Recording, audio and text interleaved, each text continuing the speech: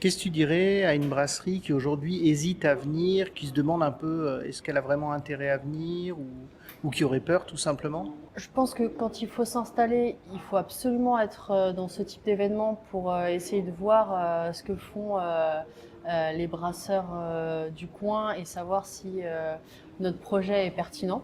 Ça, c'est la partie un peu commerciale.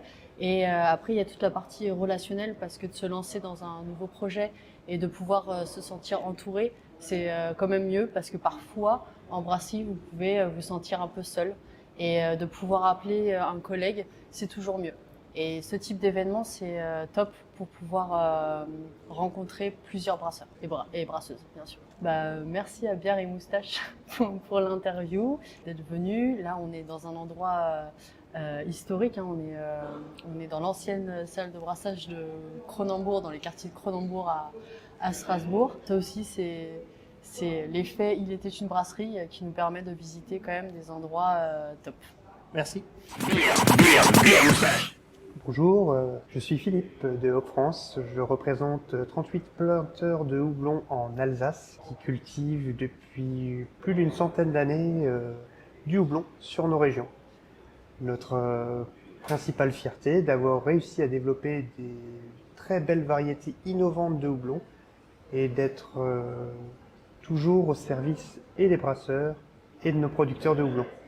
Quel est l'intérêt pour toi de venir à ce genre de rencontre? Alors les rencontres Il était une brasserie nous permet de garder un lien avec notre marché. En effet, le houblon est commercialisé essentiellement auprès des brasseurs. Nous reconnaissons dans la brasserie qu'il y a le métier de production qui va transformer le houblon et ces rencontres Il était une brasserie se fait rencontrer l'ensemble de la filière. Pour Haute-France, c'est évidemment un outil de promotion de nos productions agricoles à destination de brasseries de toute taille qui peut-être ne connaissent pas encore les différentes régions de production en France, mais surtout les variétés 100% franco-françaises. En effet, notre premier challenge est de permettre à chacun de comprendre l'avantage d'avoir des productions houblonnières françaises dans des recettes qui, dans tous les livres de brasserie, ne tiennent pas compte de ces variétés, puisque ce sont de toutes nouvelles variétés et qui sont le fer de lance de l'innovation en France en termes de houblon. Qu'est-ce que tu dirais à une brasserie qui hésite à venir aujourd'hui à ce type de rencontre? Venir à Il était une brasserie, c'est avant tout rencontrer l'ensemble de la filière, rencontrer ses collègues, rencontrer des experts fournisseurs qui sont très pointus dans leur domaine. Faut pas hésiter à franchir le pas, passer la porte, rencontrer les autres. Et on est souvent dans nos activités, je suis commercial pour le houblon, mais vous qui êtes créateur d'entreprise, créateur de bières, qui commercialisez les bières, qui les conditionnez, venir à Il était une brasserie permet de prendre un petit peu de recul, de partager ses expériences et certainement d'apprendre 2-3 infos utiles qui vous serviront certainement un petit peu plus tard dans la réalisation de votre projet professionnel.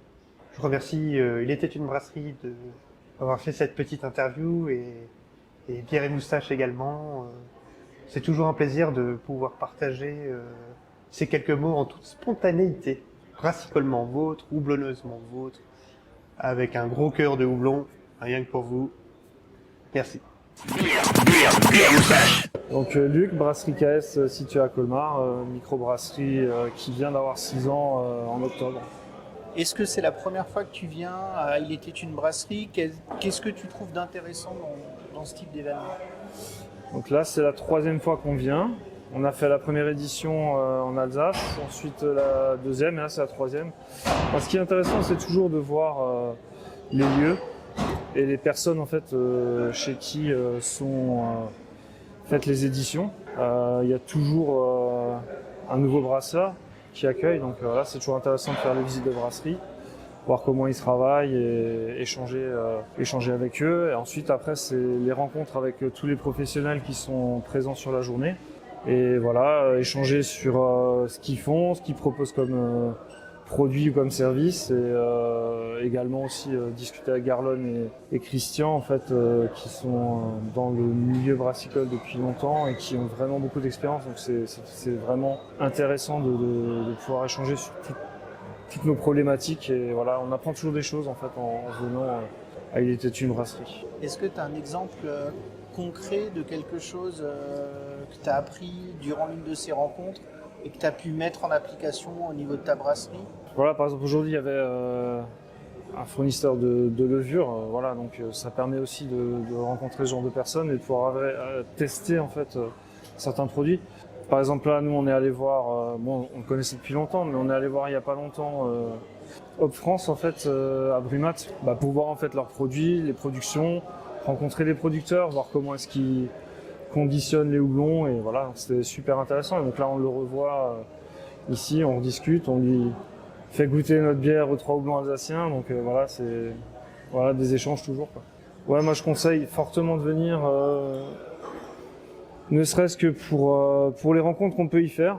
Là, par exemple, je revois Franck qu'on a rencontré lors d'une formation en zytologie avec Hervé Marzou qui était là aussi. Donc en fait, on recroise des gens. On peut faire finalement peut-être des collaborations aussi à force de se croiser et discuter avec les gens. Donc voilà, c'est toujours des échanges entre professionnels qui sont vraiment très intéressants.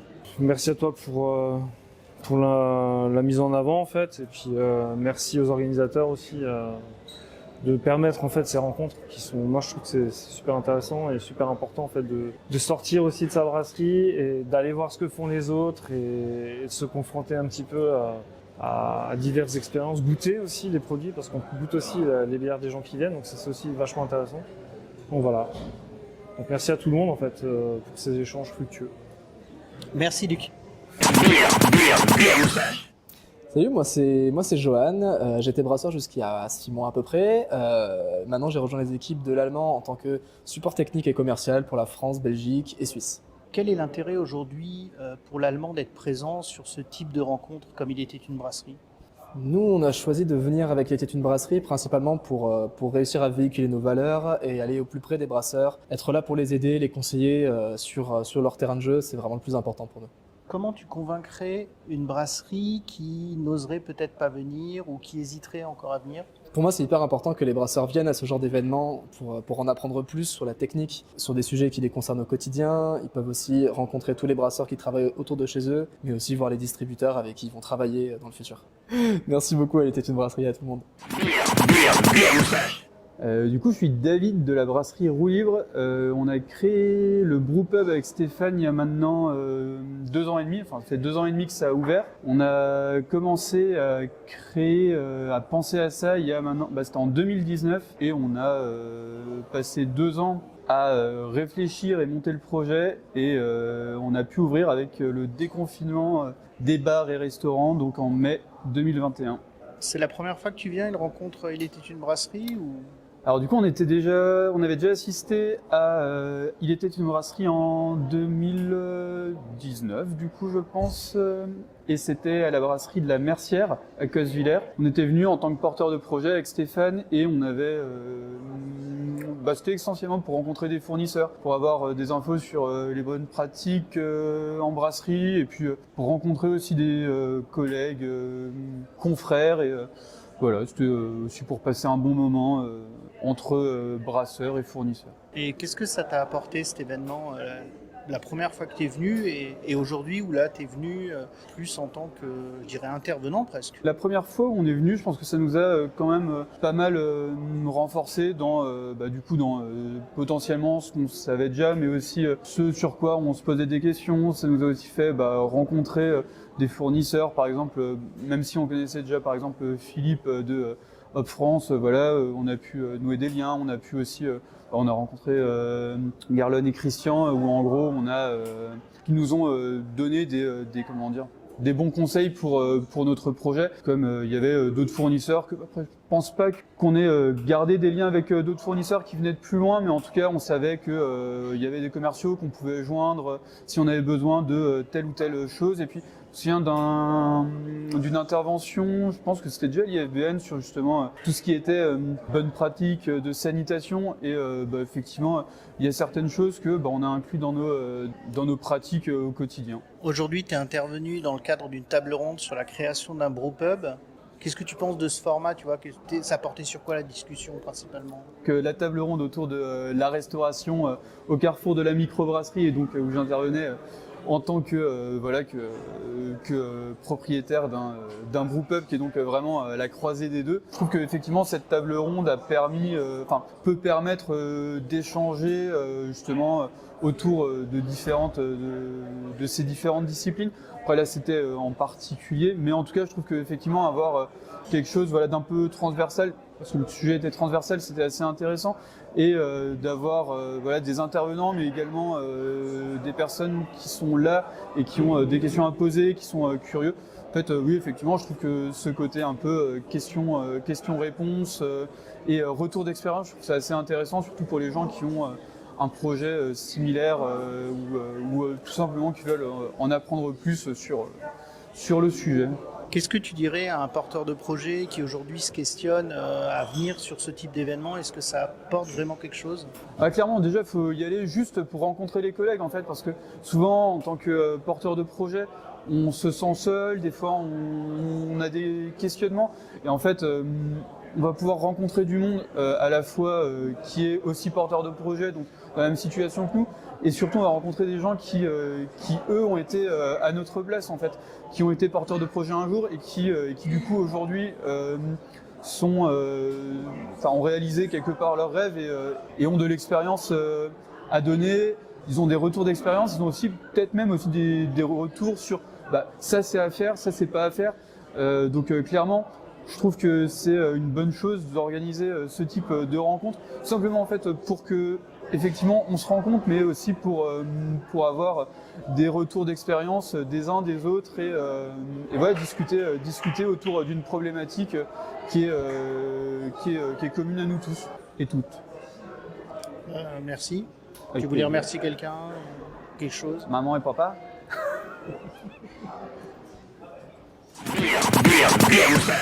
Bonjour, donc je m'appelle Marceau, je suis arrivé à l'IFBM en septembre 2023. Avant, qu'est-ce que j'ai fait? Donc, j'ai fait des études dans l'agroalimentaire avec une dernière année où je me suis spécialisé dans tout ce qui est procédés fermentaires, bière, vin, spiritueux, donc à Dijon. Et derrière, j'ai bossé dans 2 brasseries, donc chez Piggy Brewing Company et ensuite brasseur à nouveau chez Deck et Denouille. Quel est l'intérêt pour l'IFBM d'être présent à Il était une brasserie? Ça va être tout simplement d'avoir un contact, d'avoir une visibilité auprès des brasseurs et en plus pour nous, de rencontrer les différents fournisseurs qu'on connaît plus ou moins. Donc soit pour ma part, mon passé dans les différentes expériences professionnelles en brasserie, ou alors découvrir d'autres fournisseurs avec qui on n'avait pas forcément l'habitude de travailler et qui vont proposer des outils qui vont aider toute la filière. Quels sont les services que peuvent proposer l'IFBM aujourd'hui? Donc aujourd'hui à l'IFBM, on est capable donc de faire de la formation. Donc ça va être mon rôle. Donc je l'ai pas dit, mais je suis formateur et auditeur technique. Et donc voilà, faire des formations. Donc ça va être des nouveaux entrants en brasserie, comme du perfectionnement, ou alors on peut avoir des focus sur site. Donc ces formations de nouveaux entrants vont souvent être sur le site de l'IFBM à Nancy. Ou alors on peut se déplacer dans les brasseries, pour faire des formations focus ou faire de la résolution de problèmes. Donc c'est ça qu'on appelle l'audit. On peut démarrer en visio et si besoin, on est capable d'arriver en mode équipe d'intervention et essayer de résoudre les problèmes des brasseurs. Qu'est-ce que tu dirais à un brasseur aujourd'hui qui hésite à venir à ce type de rencontre? Je vais pas hésiter. À la fois, ça lui permettra de découvrir d'autres brasseries qui sont dans ses alentours, de discuter avec, d'échanger.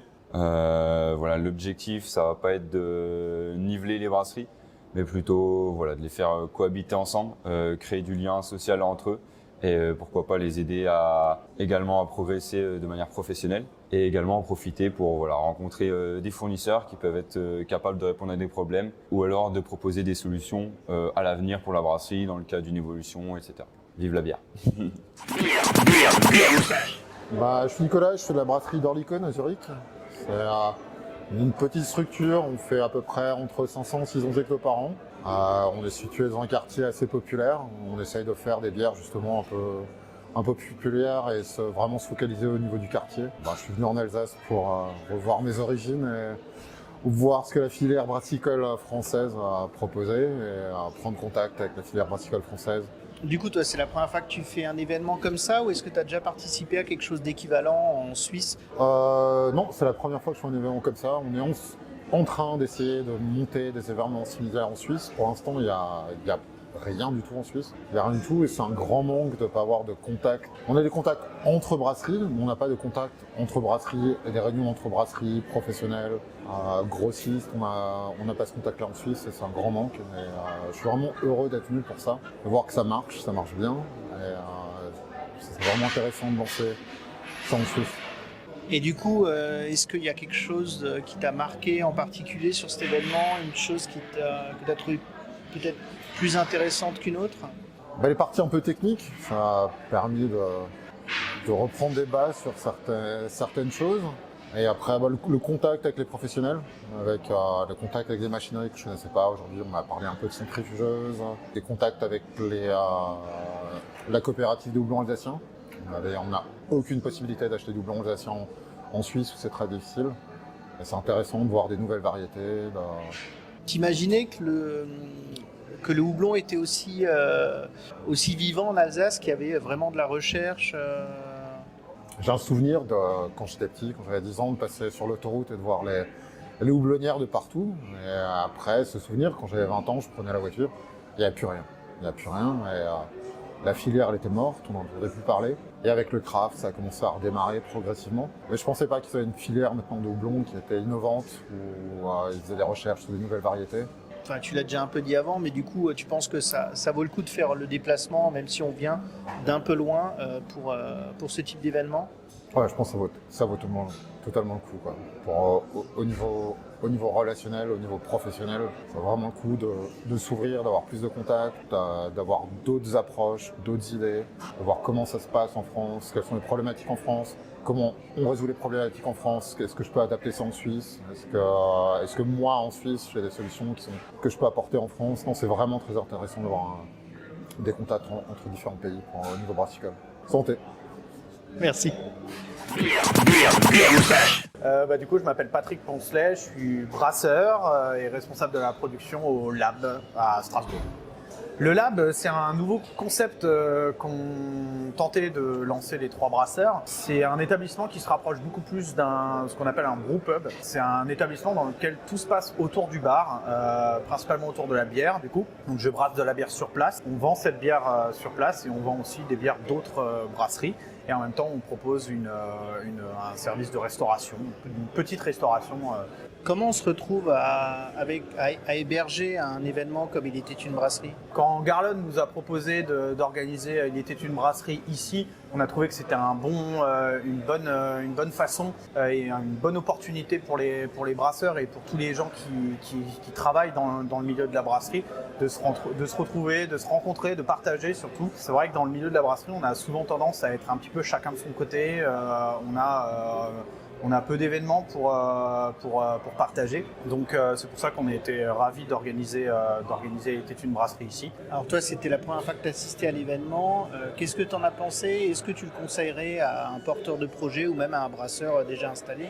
Maintenant que je connais ça, je connaissais pas, je savais pas trop à quoi m'attendre. Maintenant que j'y ai participé, et ayant été aussi porteur de projet il y a quelques années et maintenant travaillant dans le milieu depuis quelques années, je pense que c'est quelque chose de très très utile pour un brasseur en devenir ou même quelqu'un qui veut monter un brewpub même sans qu'il ait des compétences brassicoles.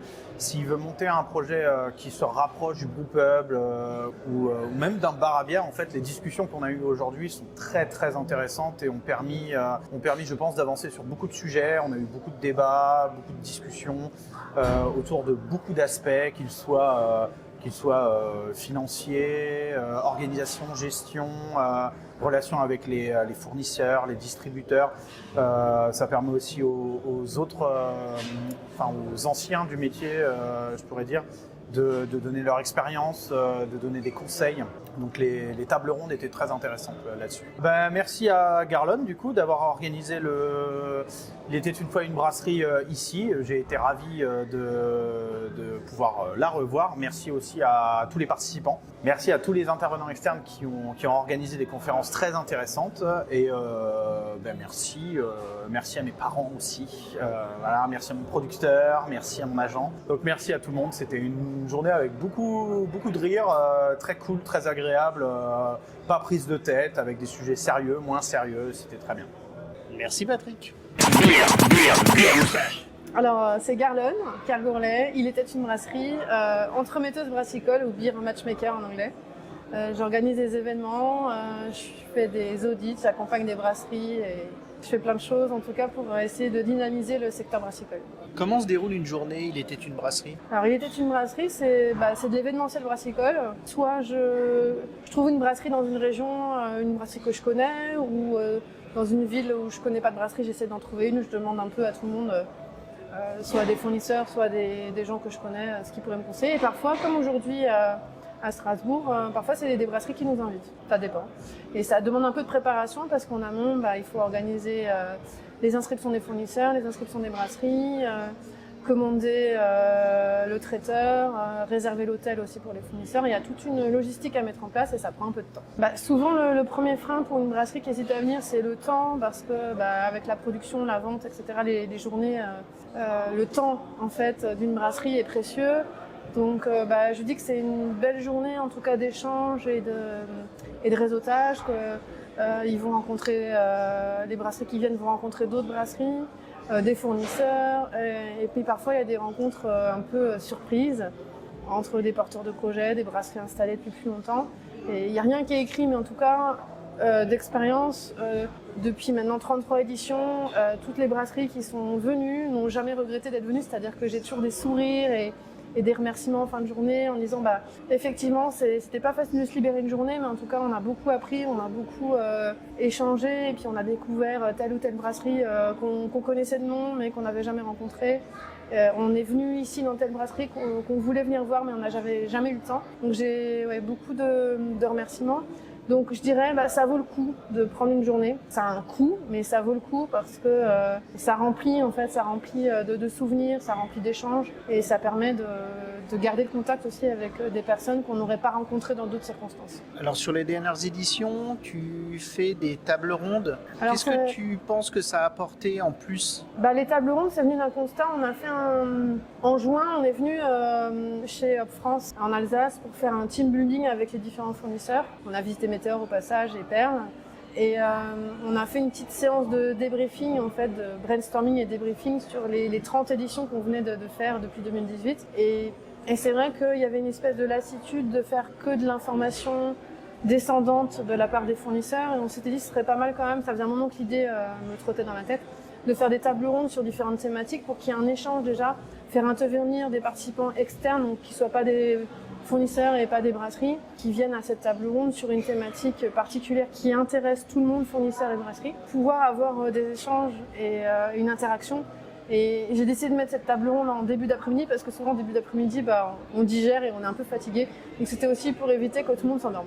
Un dernier message, si vous hésitez encore une fois à venir à une journée parce que vous êtes occupé, très occupé, parce que pour des raisons de prod, pour des raisons familiales, parce que c'est vrai que partir tôt, rentrer tard, des fois il y a les enfants à les chercher. N'hésitez pas trop parce que en fait, vraiment c'est des bonnes journées de partage, ça, surtout dans cette période un peu difficile, compliquée. Moi, ce que je vois, c'est que ça fait gagner de l'énergie. On perd une journée peut-être de prod ou d'embouteillage ou de commercial ou de livraison. Ça fait du bien au moral et quand on rentre chez soi le soir, on se dit j'ai vu des collègues, j'ai vu des amis et ça ressource et ça remplit d'énergie.